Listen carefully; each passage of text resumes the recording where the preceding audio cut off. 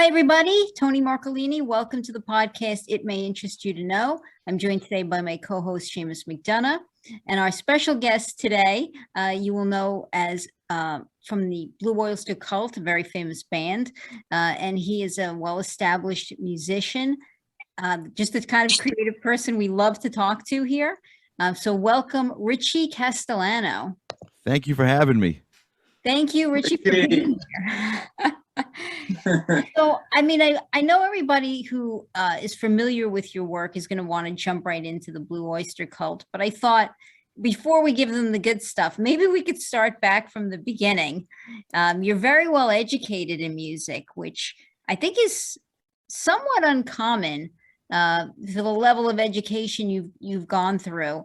And not putting down musicians by any means. I just mean, I think most of them have, let's say, an affinity for music from when they're young. They take music lessons, but you've gotten a master's in music, which means you're pretty high up there in terms of education. I was not planning on having a master's degree in music. I was somewhat coerced into it because when I went to college, I went to Purchase College. They have a great music program, the Conservatory of Music there. And when I went, I sort of butt heads with my dad before going to college because he really wanted me to study guitar playing and jazz guitar. Well, your dad you have a long history of music in your family, right? Yeah. My dad's a phenomenal musician. He plays guitar.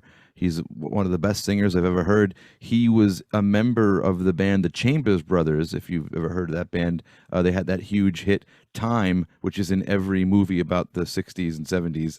Every like Vietnam era movie has that song "Time" in it. And he was a member of that band in the early 70s. He toured with them. So yeah, he was a huge inspiration on me. But when I went to college, I sort of got interested in production. My uncle, who's also a phenomenal musician, is a bass player. He got me into recording, and I realized I was very passionate about recording and production. And I also was fortunate enough to meet Ron Bumblefoot Thal when I was a teenager, who let me intern with him at his studio, and that further fueled that interest in production. Ron could possibly be the best guitar player in the world, but he and I got along on a production level. That's all we wanted to talk about. I don't think I ever asked Ron a single guitar question. It was always like, oh, how do you get this sound? What are you doing in your vocals here? How do you get that drum sound? Those were the type of questions I asked him. So when I was 18 years old, getting ready to go to college, my dad thought, oh, you're going to go study guitar playing. And I said, no, I want to study music production, how to record, arrange, write, all that stuff. So we kind of made a compromise where I studied music production as my major, but I was still allowed to enroll in jazz classes, performance classes. So I was sort of majoring in music production and composition and minoring in performance. And I got to do a lot of playing in college. I played in all these jazz classes, and I had my own rock band in college. So it wasn't like I was only stuck behind a computer the whole time. And then I never having the opportunity to go to a school where all of the classes are music based. I mean, I went to a great music high school here on Staten Island, a high school called Curtis High School, which had an excellent music program. But even that was only like 3 periods of music a day, which is a lot. But when I got to college, I'm like, wait a minute, I get to do music all day, every day. That's amazing. And I kind of threw myself into it and was very interested in, and I didn't want to do anything else. I didn't want to party. I didn't want to, hang out. I wanted to do music all the time. I thought, wow, this is the greatest thing ever. And I did so at that level to the point where my junior year, or my 3rd year of college, what was supposed to be my junior year, I got a letter from the registrar saying, "Dear senior, welcome back." And I asked my advisor, who's become a very good friend of mine, Joe Ferry, very amazing music producer. He's Grammy nominated, right? Yes, he is. And I told him, I said, Joe, I just got a letter. I'm coming back to be a junior, but I got a letter from the school saying, "Dear senior." And he said, "You idiot, you took too many classes. Now you have to leave." So I said, "Oh no." He said, "Yeah, you have like you skipped the junior year completely because you were so excited about doing music that I was taking like 28 credits a semester because I was just like, oh, this is awesome. I get to, oh yeah, I want to take a MIDI class. I want to take a digital audio class. I want to take a film scoring class. Like to me, the whole thing felt like summer camp. It didn't feel like school. It was like, this is the greatest thing ever. I'm learning all the things that I'm interested in. So he said, now you got to leave. He said, I'll tell you what. He goes, don't leave. Take the master's program. You know, like enroll in the master's program. You're here. You'll be here for 1 extra year instead of 2 extra years, and you'll leave with a master's degree. And also, I think they were sort of grooming me to be a professor there, and yeah, I did it. And the undergrad, I mean the graduate program was sort of flexible in the fact that it was a composition program, but it had a lot of different things in it. Like there were a lot of I studied some classical composition classes. I was doing recording sessions. I was still doing production stuff, pop stuff. It was very flexible the way that it was structured. But I ended up graduating from that in a year and a half. So I skipped a little bit of that too. So I left Purchase College after 4.5 years with a master's degree. So I thought that was, I mean, it's not like you need a master's degree to be in a rock band, but you know, it's nice to have if I decide to go back into teaching at some point. No, sure. I mean, you must have had I know your family has a long history in the music field. Certainly, you know, your dad, like you said, played in this very established band. He's got a store, like a guitar store on Staten Island. Yep. Very well known. And I think his father before him. So, I mean, you definitely have a musically inclined family. Oh yeah, I'm a 5th generation musician, going back to my great grandfather, whose name was Frank. He played a little. I'm sorry, my great great grandfather. I think he was also a Frank. He played a little bit of guitar. Then his son, he was a multi instrumentalist. He played violin, upright bass. I think he was a conductor. In fact, I have his baton here in my recording studio. This is my great grandfather's baton that he used for conducting. And that was a gift to me from my grandfather. And then his son, who was my grandfather, Phil, he was a jazz bass player, and I have his big upright bass upstairs in my living room, which is pretty cool. And then his 2 sons, my dad, John, is a, you know, R&B blues guitar player, and my uncle Phil, who is a rock bass player. And then there's me. Well, so it's definitively in the blood of your family. So, I mean, I'm guessing then you connected immediately, like from a young child, you immediately were drawn towards music. I mean, I have 2 sisters, and we're all involved in music in some way or another. My older sister actually runs my dad's music store, my older sister, Nicole. And my younger sister is a secret musician. She doesn't want anybody to know. It's a big secret. Like she used to play trumpet in her college pep band, and I think she got a scholarship because of her trumpet playing. She's phenomenal. She actually played multiple shows for the pep band at Madison Square Garden, and I never have played at Madison Square Garden. So she's actually a more successful musician than me, even though she's an accountant that doesn't tell anybody she can play music. And it's nice to perform Madison Square Garden. You've done it, right? Actually, about 20 times fighting. No, about 15 times fighting. But also Tony and I went to St. John's University in Staten Island, and I was in a fraternity called Sigma Chi Upsilon, and they asked us to do a halftime routine for the New York Knicks. We were called the Blues Brothersies, so I was a professional dancer. And Tony, you performed in Madison Square Garden as well? Yeah, yes, no, yes. Not unless you count going to watch the Rangers. So am I the only person that hasn't performed at Madison Square Garden? Is that what this is? Because I'm the only person. The unique club. Wow. It's an honor to talk to you, Richie. Oh my God. I'm just in awe. I'm all in awe. Thank you Who so doesn't much. want to be a rock star, Well, Seamus, anything other than a comedian is good for you. Thank you, Tony.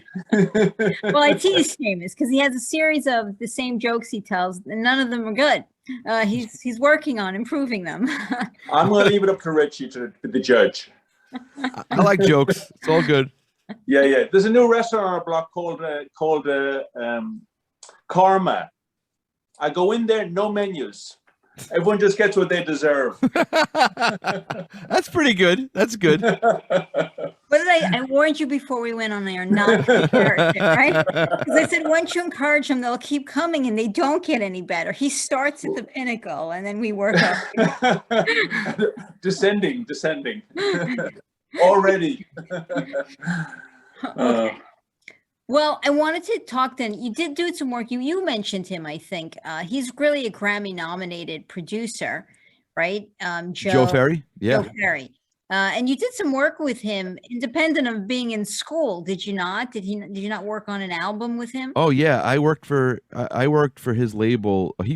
I worked for his sort of production company that we did these oddball tribute albums for various labels, and that was cool because that taught me how to turn projects around quickly, which I'm not great at in my personal projects. You know, I take a long time to finish things, but that was cool. Like we did these oddball tributes to what do we do? We did like a tribute to Ozzy Osbourne, a tribute to the Grateful Dead.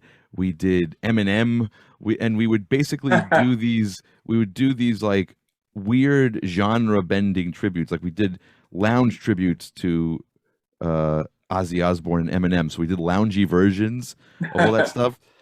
I mean, I don't know if anybody bought them, but they were fun to make. That's all that counts. Yeah.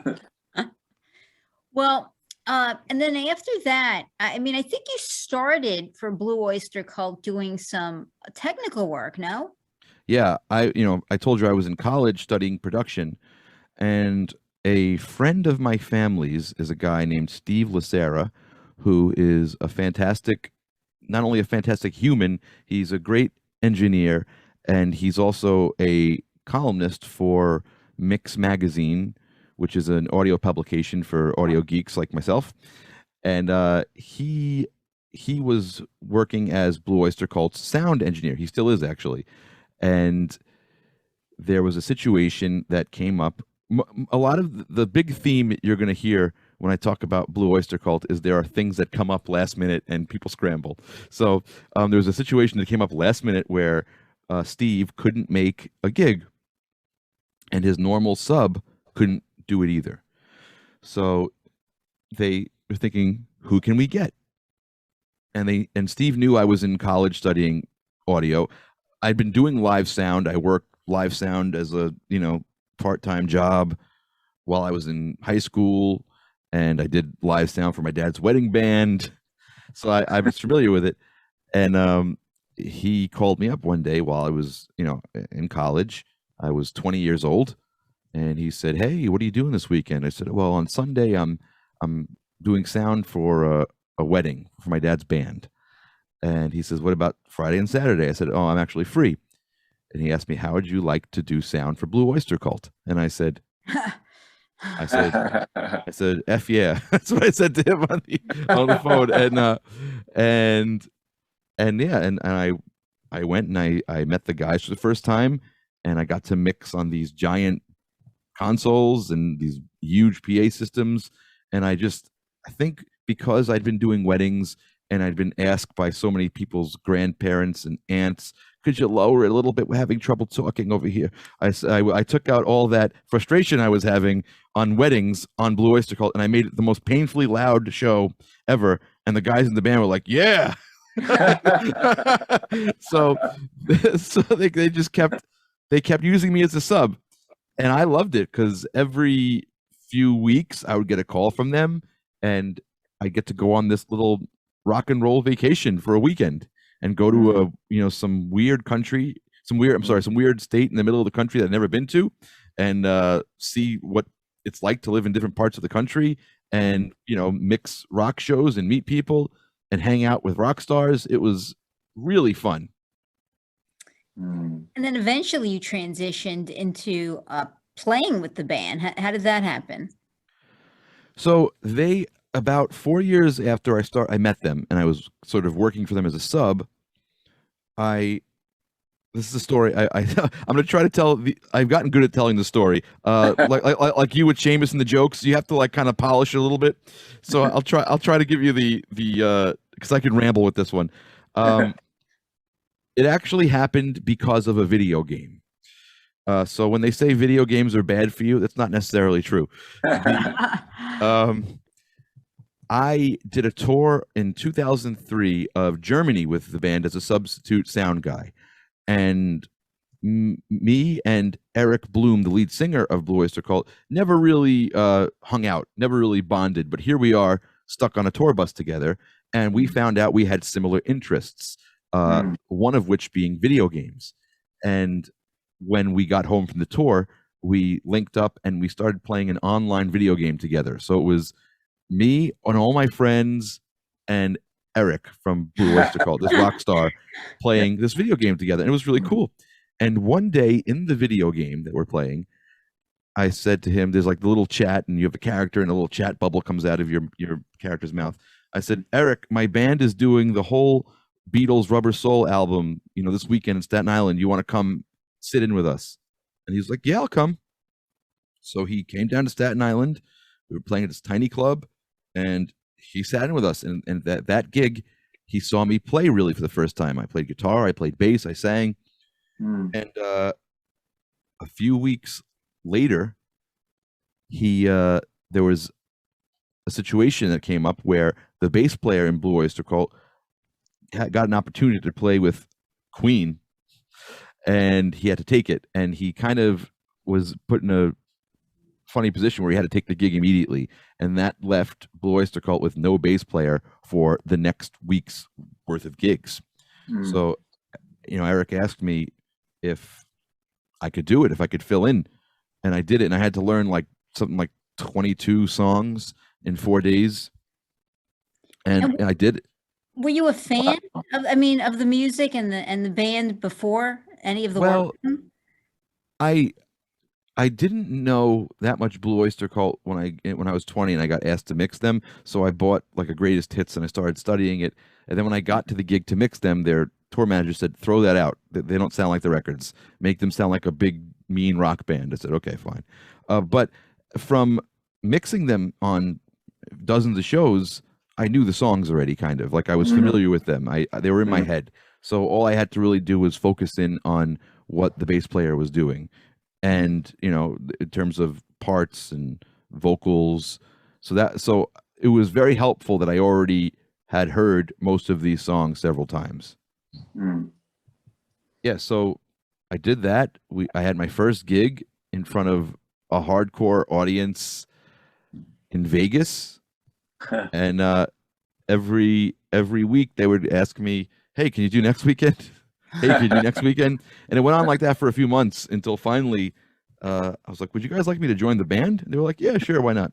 So and then I played bass with them for about 2 years. And then the original member, Alan Lanier, who played keyboards and guitar, he retired from the road. So instead of getting someone to double, which is kind of tricky to find someone that can play two instruments, it's easier to get someone who can play one instrument. So they moved me over to keyboards and guitar and just hired another bass player. And and then I've been doing that since I joined the band in 2004. I've been on guitar and keys since 2006. And wow. You've been touring, right? Yeah, we're back. We played a few shows during the lockdown, but we're back now touring at a fairly regular schedule.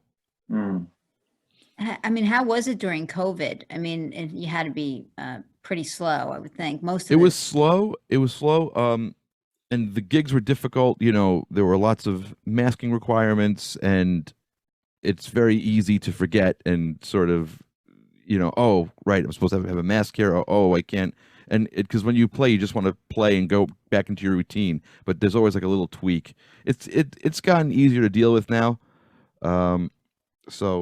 But one thing that was great about like not great, but a thing I was able to do during the lockdown is I got to do these live stream shows, which ended up being so much fun, and I miss doing them terribly. There were a bunch of people that kind of formed this like club, like a community and I did a show every Sunday afternoon, and it was like a hang, you know what I mean? Like people just were not even really listening to what I was doing. They were making jokes for each other and, asking about, oh, how's your wife doing? All this stuff. And it became this really nice community of people. And I just felt like I was going to a gig every Sunday, even though it was in my house.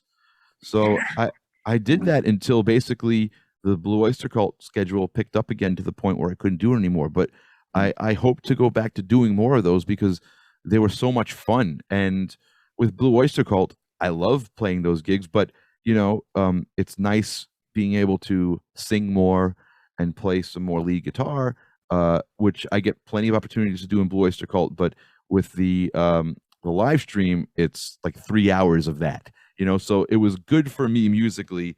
It definitely improved my playing and singing, and in terms of just quality and stamina, so I'm very grateful to the people that watched those live streams. I mean, that really kept me going during the pandemic, and it was something to look forward to. It was so great, and I'm grateful for them and grateful for the technology that allows us to do things like that. Totally beautiful, and I have actually loved lockdown. I love it. Yeah. I think I did okay in lockdown. A lot of people. I mean, I'm okay with being in my studio working, and the band actually kept me very busy during that period because we produced, I think it was 6 live Blu-rays and a new album, and we did that. We finished all of those projects during lockdown, so I had a full plate. Go ahead, Tony. No, Seamus. No, you go. Okay, so I have a friend, a very wise guy, mentor to me, and he said he was watching one of the YouTube channels or somewhere, and one of the things that they recommended by some guru from India, they're all from India, was to walk and talk with a friend. As long as you have someone to communicate with, that's good for your mental, for your. Yeah. My alarm went off. Sorry. Yeah. No, yeah. I agree with that. Every day during lockdown, I would call my friend and musical partner, Andy Ascalise, who is probably the most talented person I've ever met. And wow. He and I would just talk about anything. It was just a human connection. And he and his wonderful wife, Brandy, would check in on me during pandemic and make sure everything was okay. And I'm wearing this BAND GEEK hat right now. That's mine and Andy's project.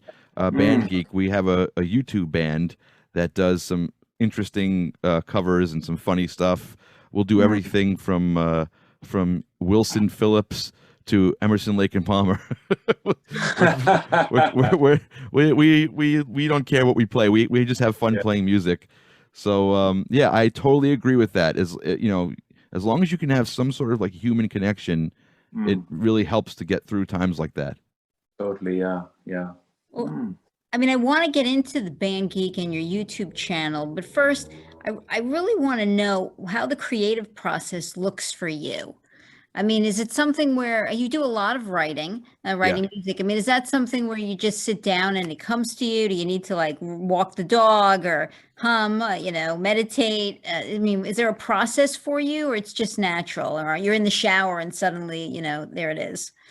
One of the things that I thought was a valuable thing I learned in college was it doesn't matter if you're inspired or not. You need to be able to write immediately. Like you need to be, if you're going to make your living doing writing, when someone gives you an assignment, you have to be able to deliver the goods instantly.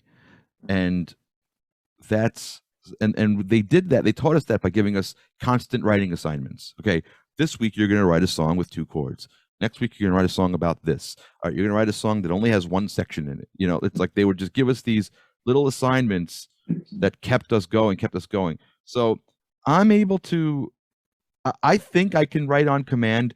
I'm not saying it's good what I write on command, but if for example, I do some side work for um, this company that makes photo booths, right? And they'll call me up and say, okay, we're going to this convention tomorrow, and we found out that the music we were using, we can't use it because of licensing issues. So we need you to write 7 pieces of music in these genres by tomorrow. And I can do it because the creative trick with deadlines, right, is that the first idea that pops into your head, that's it. Right? Like when I'm not talking about like creating your masterpiece. I'm talking about when you're writing on a deadline, right? The first thing that pops into your head, you can't say, no, that's not good. No, that's not good. That's not good. Because then you'll sit there doubting yourself for hours and never meet the assignment. Like if you have to write all this stuff overnight, the first idea that pops into your head is the idea, see it to its conclusion, and then move on to the next thing. That's how I treat deadline stuff. I like with other things like music, writing my original stuff that isn't going to be in a photo booth the next day.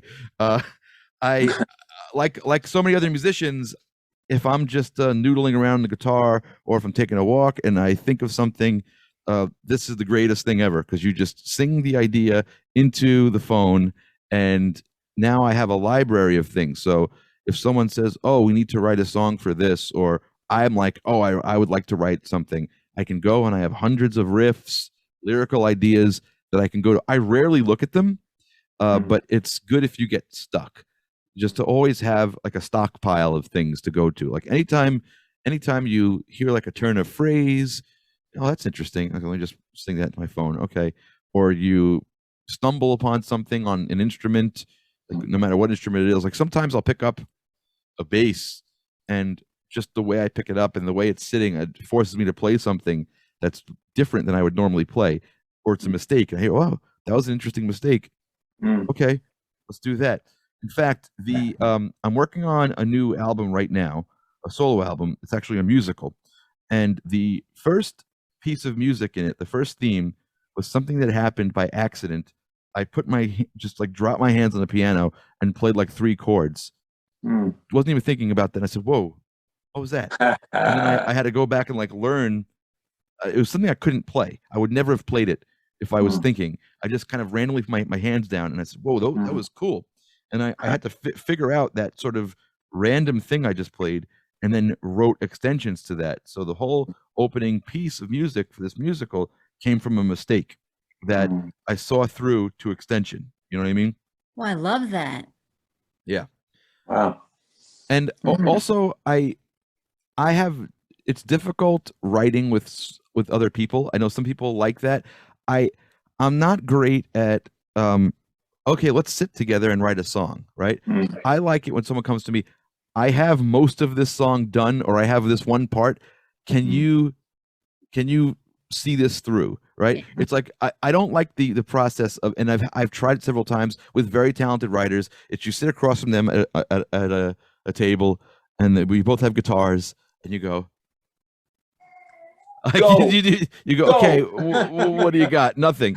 I like it because I just feel like most people, if you could do that, great. But most people, have to come to inspiration or, in their own way with their own process.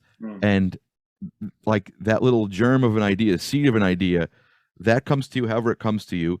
And then when you get stuck, that's a good time to bring it to somebody. Like on the newest Blue Oyster Cult album, Eric had a couple of songs that he said, and he had great ideas. Like they were great ideas. He said, I just don't know where this goes. When someone says that to me, that's like, oh, now I can do my thing. Because we have the starting material, right? We have the one little thing, whether it be me accidentally putting the the hands down the keyboard, or somebody coming up with a riff, or someone saying, I want to write a song where we say this phrase, right?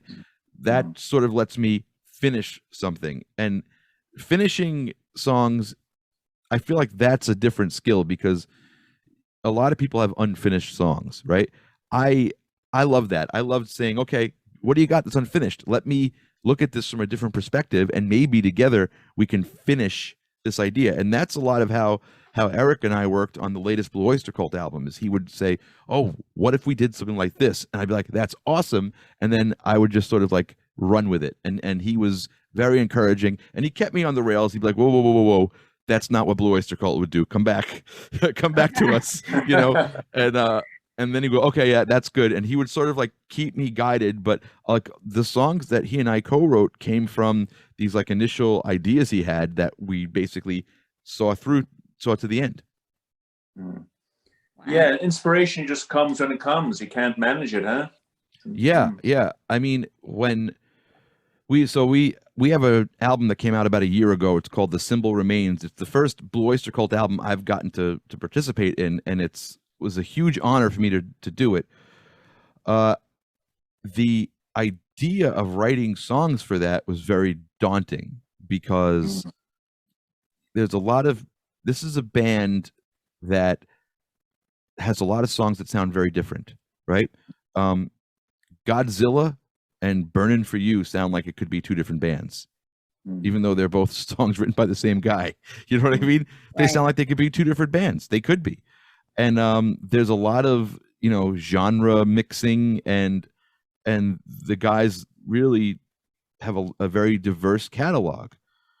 So when you write a song for this band, there's inevitably going to be a fan that goes, "That's not what this band sounds like." Well, to them, you know what I mean? Because they're well, what era are you referring to?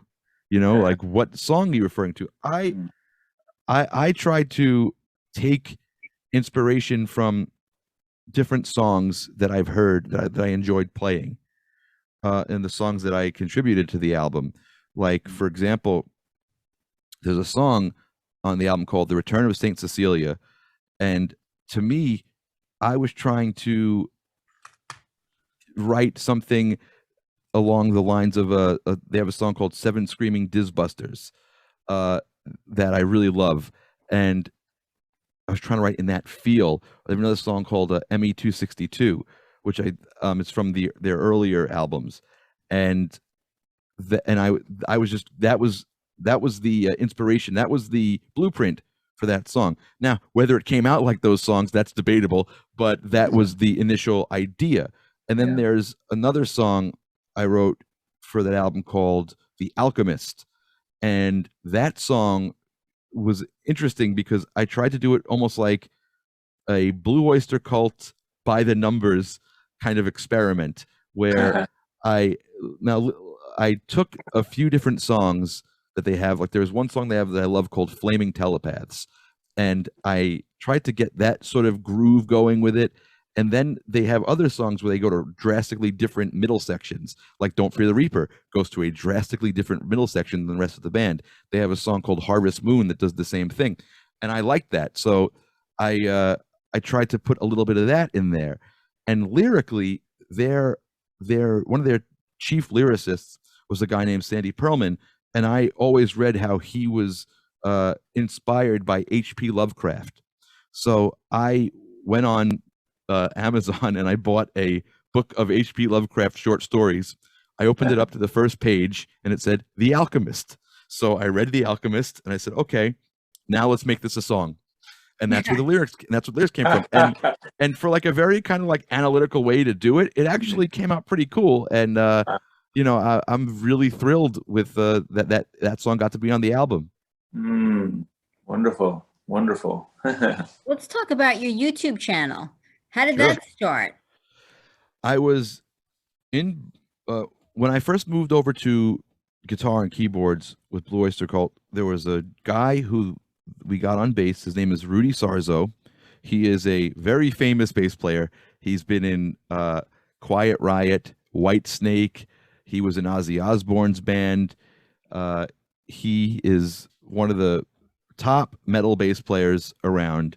And not only that, he's one of the smartest and kindest people I've ever met in my life. And he was just so incredible with what he shared with me. I just remember it vividly. One day we're in a big van, or like one of these, like, you know, casino buses. And he said to me, "Hey, Richie, what's on your YouTube channel?" I said, not much. I got some, old gigs and whatnot. And he said, you're making a big mistake. He said, if you don't have a YouTube channel, you don't exist. That's what he said to me. And that stuck with me. And I went, oh man, I'm like really behind the ball on this. So I just started putting content on YouTube. And the other thing is, Rudy he's a genius. And he was always studying new things on his laptop on the road. He was learning 3D animation, modeling. He was learning video editing, special effects. He was just interested in things. So I said, Rudy, can you teach me how to do video editing? He said, yeah, sure. So like one day on the road, I went to his hotel room, took my laptop out, and he said, here's how you use Sony Vegas to edit. And he gave me the skill to do that. He taught me everything I needed to know. And then when I got interested in, I want to do special effects on this video. I have this one thing on my YouTube channel called Tiger's Fang. It's like a spoof kung fu movie. And even though it's not musically related, I learned so many skills from doing those things that transferred over to music. It was crazy. But I was like, we're sitting in an airport together. I said, Rudy, I need to chop this guy's head off. How do I do that? And in an airport, he's like, okay, yeah. Create a new layer. Now add some blood. Okay, yeah. And now roll his head out of frame. And we're in the airport making like some crazy, gory kung fu scene. And he just knew how to do all that stuff. And I always call him up whenever I have a problem or a question about any of these things, like how do I do this? How do I do this? And he's just very knowledgeable and very willing to share information. And he, like, meeting him was very important, very pivotal to me. And so I had this YouTube thing, and it was good. I mean, people were watching it. I didn't have great numbers on it, but anybody who starts a YouTube channel knows that it really stinks in the beginning. You spend weeks editing a video, and then you have like 200 people that watch it, and you go, okay, great. So it really feels like diminishing returns in the beginning. I got a little push because I participated in this thing called the Queen Extravaganza, which was a officially sanctioned Queen tribute band that they were putting together.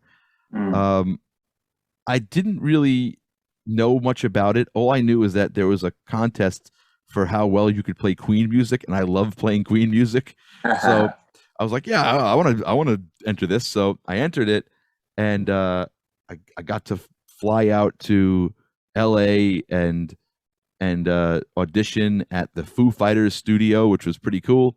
And I got to meet Roger Taylor, and ultimately I didn't get that, which I was bummed about at the time, but in hindsight, I think I'm not so bummed about it. Let's put it that way. But I was sort of like, man, I didn't get it. I got to meet Roger Taylor, and I had all these like mixed emotions about it.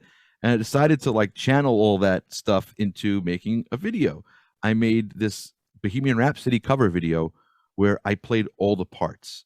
And I posted that, and that one went viral in that the YouTube counter froze. Back in the day, when you'd get too many views on something, YouTube would freeze your numbers at 300 and wouldn't let they wouldn't let you get any more views until they can verify that you weren't using like a bot to scam the views. So that video got me a lot of attention, got me a lot of views, got me a lot of subscribers. I was on they had me on Fox TV. I did all these different interviews, and I got gigs from it. It was great. Brian May reposted it and put it on his website, which I kind of cried over. So it was really cool. And then I decided to build on that. I did more. I realized, okay, this is what people want to see. They really want to see music stuff and kind of like trickier music pieces like Bohemian Rhapsody. So I did more things like that. And then I, for a brief period of time, I took a straight day job, and I was commuting to this job, and I was listening to podcasts while I was doing that. And like everybody who has started a podcast, you listen to a few podcasts, you go, I can do this. look, listen to what these guys. I could do this. I can. This is so easy. We can do that, Tony. We can do it, Tony. We'll try. Exactly. We'll try and see what happens. So, I started this podcast called BAND GEEK, and I just wanted it to be a podcast where me and my friends talk about who are musicians, band, who are musicians, talk about geeky things like video games, comic books, and movies. And then I quickly realized that no one cares what we think about that sort of stuff. They want to hear musicians talk about music. So the guy who was on the network that hosted our show, guy named Rob Sprance, a good friend of mine, he said, "You really need to play music on your show." I said, "I don't want to do that. It's too much work with the editing and the mixing." He said, "Yeah, but no one cares about a bunch of musicians talking around, sitting around talking about video games. They want to see you play music." So we put up like one video of us playing a song, and that immediately like dwarfed all of the stuff we were doing in terms of audience response. So we kind of slowly pivoted away from a traditional podcast to pretty much like a band that plays songs on YouTube. And we do, it's not straight up covers. Like we'll do originals sometimes, or we'll do something that's sort of like a comedy video, but it's all music focused. So that's what BAND GEEK is. It's basically me and my friends and whoever guests we can get. We'll play music, and there's always sort of like we never take ourselves too seriously. There's always something. It always just felt like kind of weird to me watching videos of people play, and it's very serious. Like people like grilling the camera and giving like the looks. Like that's cool, but like for me, I never felt authentic doing that. Like I'm kind of a silly guy, so the BAND GEEK thing is like basically I'm very fortunate to know a lot of very talented people, but if anybody has ever toured with a band, that musicians are very silly. We spend a lot of the time cracking jokes and telling inappropriate stories to each other. You know what I mean? So I kind of wanted to play that up a little bit and put that into what we were doing. It's great to just be able to show a video of someone playing, but if you can put a little bit of your personality into it, isn't that better? That's just my philosophy behind it. Love it. So now I know your wife sometimes appears on your videos, and I think you'd even do some singing with her band, right? Your wife has a band? My ex-wife. Oh, sorry. No, it's okay. That's okay. We are still playing together. We are still very friendly. It's all right. She, in fact, after we got divorced, she did like 5 more videos with us. We're still playing together. She is one of the best singers I've ever worked with. I basically say that she's like a vocal ninja, because she can sing anything. She could sing jazz, classical, heavy metal, rock. For example, like we did this cover of a Yes song called Close to the Edge, which a lot of people, like, in classical music, there are certain like pieces that are, if you could play this piece, if you could play the Well-Tempered Clavier by Bach, then you're really good, Yeah. Close to the Edge is like one of those sort of barometers for ability for rock bands. Like, oh, if you could play Close to the Edge, like, whoa. So we did Close to the Edge because we're jerks, and we wanted to show off a little bit, and we did Close to the Edge on our YouTube channel, and it was so funny because all the guys in the band were sweating bullets. Like we're weeks ahead of time, we're writing charts. We're talking, measure 42. Is that a B flat or a B? Like we're like agonizing over it. She learned the whole thing the day before. And I'm like, you gotta learn this now. Like you don't want to be unprepared. She's like, yeah. She did it the day before and came in and nailed it. So that's just to tell you the level she's on. Cool. Well, tell me, where can somebody go to find out more about you, more about the band, to see where you're touring?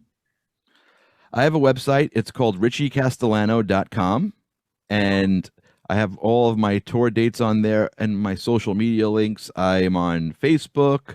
I'm on Instagram. My YouTube is just youtube.com/Richie Castellano.